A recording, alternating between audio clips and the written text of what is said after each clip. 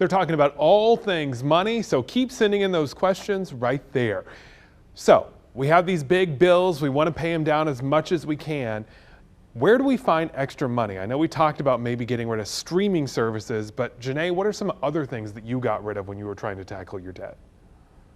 Well, I definitely sold some things. And so since you're starting to buy new things to put inside your home, it's a good opportunity for you to look inside your closets, look inside the closets of your children with their toys, old toys and so forth, and see what you can sell on eBay or Poshmark and get you some quick money.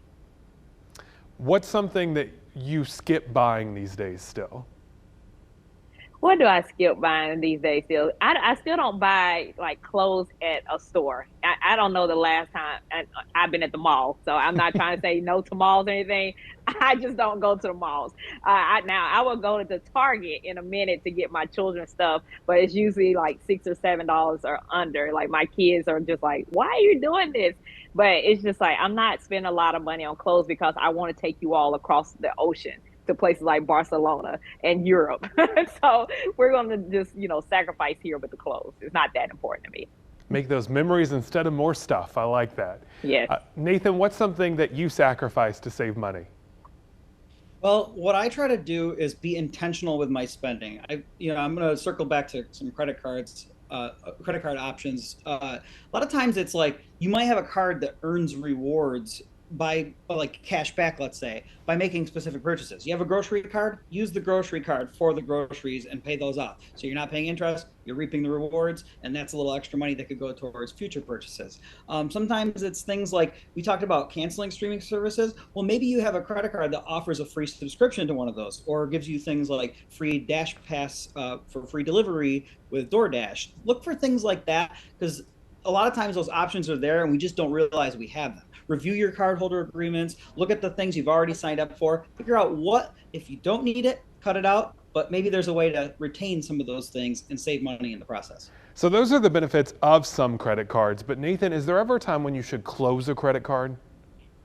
So if you have a credit card paid off, unless there's an annual fee to keep the card open that you don't want to afford paying to keep that card open, it's actually in your best interest to keep the card open, because all that credit history, all that positive payment history that's been recorded, that's going to come off your credit card once you close it. And by keeping your credit cards open once they're paid off, even if you never use that card again, cut it up if you're tempted. But if you keep that card open, it's going to make your overall credit utilization, which is the amount of your available credit being used, lower, which is going to improve your credit score. So if you really want to do what's best for your credit, keep them open, just avoid temptation. True story. I went an entire year with my credit cards frozen in the freezer just so I wouldn't use them. I had to let them thaw out all the way before I could use them. Someone wants to know what you should do about these high interest rates on the credit cards. Since the interest rates keep rising, is there a way to negotiate that, Nathan?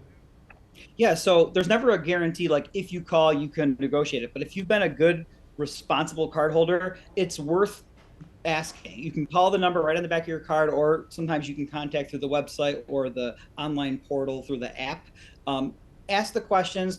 A lot of times you can negotiate, try to get a better rate. And then, of course, like I mentioned earlier, if you're paying off your balances every month, then that interest rate isn't going to be affecting you. But if you do have a high interest credit card, look at maybe doing a balance transfer to a card that has a 0% introductory APR period. That way you can pay it off over those, let's say, a year, if that's the time frame, without paying the interest on that balance. Okay, the big question for this time of year, Janae, how much is too much money to spend on the holidays? Everybody's, budget or spending plan is definitely different.